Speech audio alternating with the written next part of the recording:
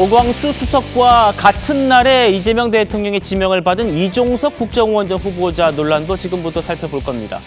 엿새 뒤에 인사청문회를 받게 되는데요. 야당은 이 후보자의 대북관을 집중적으로 따져 묻겠다는 방침입니다. 이 후보자 이재명 경기도지사 시절에 불법 대북 송금으로 지금 징역 7년 8개월 선고받은 이화영 씨와 함께 경기도 평화정책자문회 공동위원장을 맡았었습니다. 그 모습부터 만나보시죠.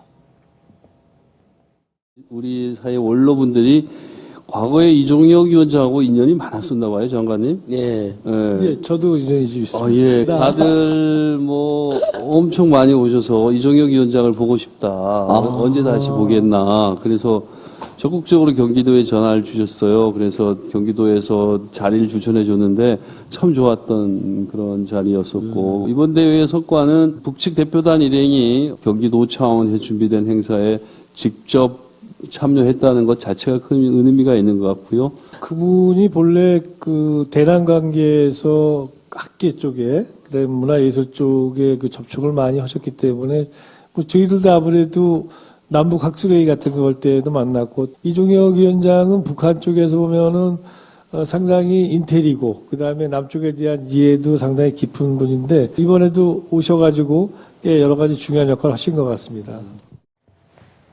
자, 지금 이 자문회의에서요. 이 자문위 회의에서 이종석 후보자가 이렇게 말했었다고 합니다.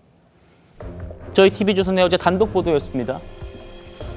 북한에 들어가려고 비무장지대를 지나갈 때 유엔사 허가를 받는 거 이거 개선해야 한다.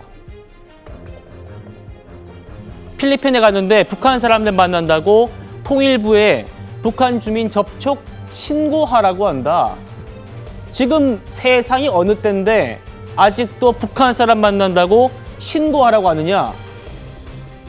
세상이 어느 때인데 내가 지금 필리핀 가서 북한 주민 만나겠다고 하니까 그거 통일부에 신고하라고요? 이거 말도 안 되는 거 아닙니까? 라는 얘기를 지금 국정원장 후보자가 했다는 겁니다. 자, 임기찬 변호사님. 이 얘기 들었을 때 어떤 생각이 드셨습니까? 지금 현행법상으로는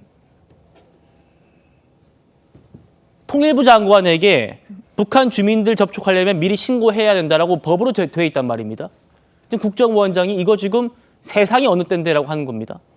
근데 일단 그 통일부 장관의 신분이었다면 노무현 정부 시절 때처럼 그러면은 뭐 저희가 고민해 볼 필요가 있는 부분이 있어요. 저 발언에 대해서. 그런데 국정원장 후보자의 경우에는 이제 국정원이라는 곳이 사실상 군사상 측면에서 보면 북한을 이제 적대국으로 상정을 해놓고 정보 분석, 정보를 취합을 하고 정보 분석을 하는 기관이잖아요. 그런 이제 국정원장 후보자로서는 이제 안 맞다는 부분이고 또 하나는 저게 지금은 저희가 남북교류협력법상의 저 조항 자체가 국가보안법을 확대 해석해 놓은 거예요. 무슨 말이냐? 국가보안법에서는 북한 주민과 저희가 뭐 연락하거나 이러면 안 되는 거거든요. 근데 그렇게 되면 회합죄로 다 처벌을 해왔어요. 그런데 그렇게 되면 문제가 있다. 왜냐하면 당국의 허가를 받고 교류하거나 하는 부분은 허가해 주자라고 해서 남북교류협력법상의 저 조항을 만든 거예요. 그러니까 결국은 접촉을 늘리기 위해서 해준 거고 국익을 위해서 신고 사항으로 바꾼 건데 저 부분마저 지금 필요 없다라고 본 것은 문제가 큰 것이고 또 하나는 비무장지대를 통과할 때는 유엔사의 그 사전 허락을 받아야 되는데 이 부분은 정전협정과 연결이 되는 거예요. 1953년에 정전협정상 유엔사의 허가를 받도록 돼 있단 말이죠. 예. 그렇다면 이 허가를 받지 않겠다라고 하는 것은 정전협정을 종료시키겠다는 겁니다. 종전협정으로 나가고자 하는 거죠. 이게 문재인 전 대통령 때 사실 그 국제 무슨 그 지역으로 만들자라고 하는 것도 그런 뜻에서 저는 추진했다고 생각하는 거거든요. 결국은 종전협정으로 귀결된다고 좀 보여지고 그런 취지에서 저런 문제 제기를 하는 거죠. 왜냐하면 허가받고 가는 거 맞죠. 정전협정 하에서는 유엔사 관할이기 때문에 그 비무장지대가 그게 뭐가 어렵다고 저 부분을 비판할까요? 저는 개인적으로 저 비판의 종점은 정전협정을 종전협정으로 바꾸는 것이고 이 부분도 마찬가지로 결국은 남북교류협력법이 국가보안법의 맹점을 보완해서 남북교류를 확대한 것인데 그것마저 비판한다면 사실은 저희가 수행할 수 있는 범위를 약간 넘어섰다 이렇게 보여지기도 하죠. 국정원장이 되면 혹시 있을 그 정전협정을 만지작거리는 그 업무도 관여할 수 있게 되는 거죠. 지금 이제 이재명 정부에서는 사실은 이 외교부하고 그다음에 국정원과의 역할 분담을 하겠다는 거 아니겠어요? 예. 그러니까 실제 통일부가 남북 협상 이런 데 나설 게 아니고 이건 저희 추측입니다만은 국정원이 남북 관계, 중국 관계에 전면적으로 나서겠다고 뭐 그런 이제 소리가 들리기 때문에 그렇다면 저런 생각을 갖고 계신 분이 과연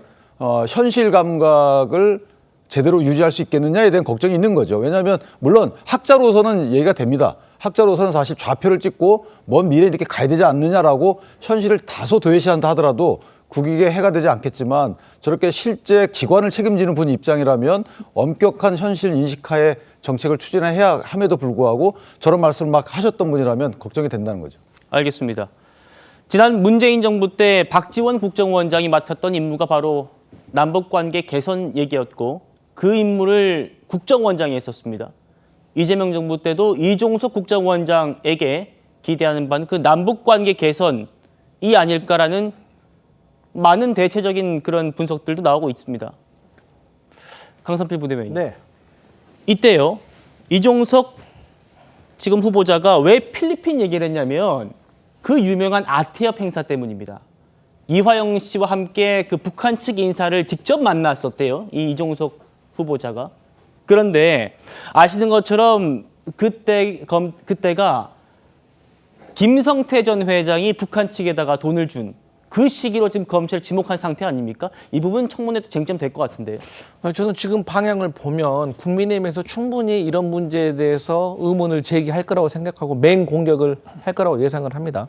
그런데 지난 6월 11일 날 이종석 국정원장 후보자가 북한 주민 접촉 신고에 대해서 내가 이런 말을 하지 않았다라고 저는 공식적으로 저는 부인을 한 걸로 알고 있어요. 그렇기 때문에 이 발언에 대해서는 청문회를 통해 가지고 진위를 좀 더 확인을 해봐야 된다라고 생각을 하고 우리가 알고 있지만 이종석 국정원장 후보자는 학자이면서 전 관료 출신인 겁니다. 그렇기 때문에 당시에 벌써 2019년 7월이면 정확히 한 6년 정도가 지난 전인데 이때 입장과 지금 입장이 같은지도 모르겠고 사실 그때 이런 발언을 했다고 한다면 그 전후 맥락도 봐야 되고 어쨌든 본인은 저러한 발언에 대해서 부인을 하고 있기 때문에 여기는 인사청문회 과정에서 조금 더 확인을 해봐야 된다. 그런데 저는 개인적으로 네. 아마도 이제 비판적 불만, 쉽게 말해서 규제가 너무 경직돼 있는 거 아니냐. 그러한 불만이 좀 섞여 있는 것이 아닌가. 저는 그렇게 해석해 봤습니다.